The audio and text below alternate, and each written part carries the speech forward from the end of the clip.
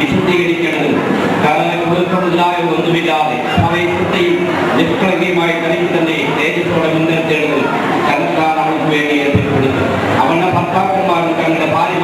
സ്വന്തം ശരീരത്തെ പോലെ സ്നേഹിക്കേണ്ടതാകും. ഭാര്യയെ സ്നേഹിക്കുന്നവൻ തന്നേക്കാൾ സ്നേഹിക്കുന്നു. ആരും തന്റെ ജനത്തെ ഒരു നാളും പറഞ്ഞിട്ടില്ലല്ലോ. ക്രിസ്തു സഭയെ സ്നേഹിച്ചതുപോലെ അതിനെ പോറ്റി പുലർത്തുകയെ ചെയ്യുന്നത്. നാം തന്റെ ശരീരത്തിന്റെ അവയവങ്ങളല്ലോ. അത് നിമിത്തം മനുഷ്യൻ അപ്പനെയും അമ്മയും വിട്ട് ഭാര്യയോട് ബന്ധിച്ചേരും. ഇരുവരും ഒരു ദേഹമായി തീരും. ഈ മർമ്മം വലിയത്. ഞാൻ ക്രിസ്തുവിനെയും സഭയെ സ്നേഹിച്ചത്രേ പറയുന്നത്. എന്നാൽ നിങ്ങളും അങ്ങനെ തന്നെ ഓരോരുത്തൻ താങ്കളുടെ ഭാര്യയെ തന്നെ പോലെ തന്നെ സ്നേഹിക്കണം. ഭാര്യയോ ഭർത്താവിനെ ഭയപ്പെടേണ്ടതാണ്.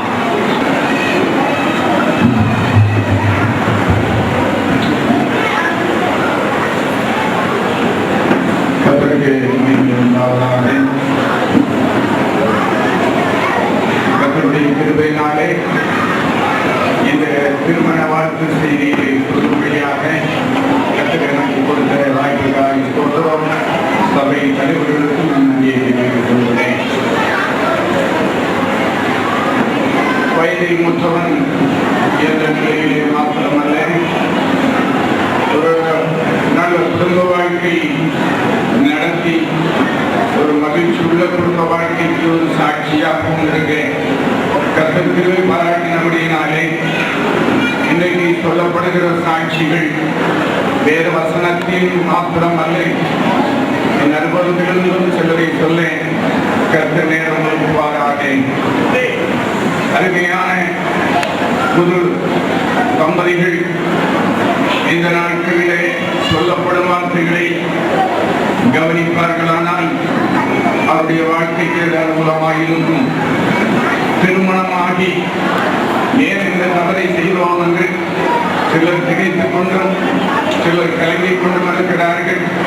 அவர்களும் இந்த செய்தியை கவனித்தால் இனி உள்ள காலங்களை ஆயிரம் சமாதானமாய் கழிக்க உங்களுக்கு வாய்ப்பு கிடைக்கும்.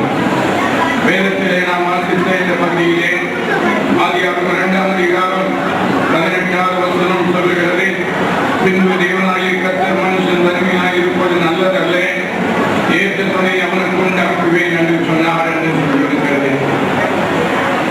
மனிதன் தனிமையாக இருக்கிறது எந்த காலத்திலும் நல்லது அல்ல என்பது தேவனுக்கு தெரியும். அப்படி சிலரை தேவன் தனிமையாய் அழைத்திருப்பாரானால் அது சேஷவிதமாய் சிலரை அழைத்திருக்கலாமே அல்லாமல் தேவனுடைய திட்டங்கள் மனிதன் தனிமையாக இருப்பது நல்லதல்ல என்பதுதான். அவனுக்கு ஒரு துணை வேண்டும். அந்த துணை ஒரு பெண்ணாய் ஒரு மனைவியாக இருக்க வேண்டும் என்பதுதான் தேவ சித்தம். ஒரு சகோதரனோ ஒரு தூதனோ ஒரு ஆடோ ஒரு மாடோ ஒரு நாடியோ இதல்ல ஒரு புருஷனுக்கு துணை, ஒரு மனைவிதான் துணை என்பதை ஆண்டவர் அறிந்திருந்தார். காரணம், அவர்கள் பலியை பெருகி இந்த பூமியை நிறைவேற்ற வேண்டும். மலிகியார் 2:15 அதைத்தான் வேதம் சொல்லுகிறது, அவர்கள் பரிசுத்தமுள்ள சந்ததியை பெற வேண்டும் என்று. ஆகவே குடும்ப வாழ்க்கை என்பது குழந்தை பெற்று அந்த காரியங்களை முடித்து விடுவது மாத்திரம் அல்ல. அதற்கு நம்ம காலம் வந்து தேவையில்லை. சில வருடங்களுக்குள்ளேயே குழந்தைகளை பெற்று அவர்கள் அதை பிடிக்க வைத்து ஆளாக்கிவிட்டு அவர்கள் இன்றைக்கு நல்ல குடும்பங்களை நடத்துகிறவர்கள் இருக்கிறார்கள்.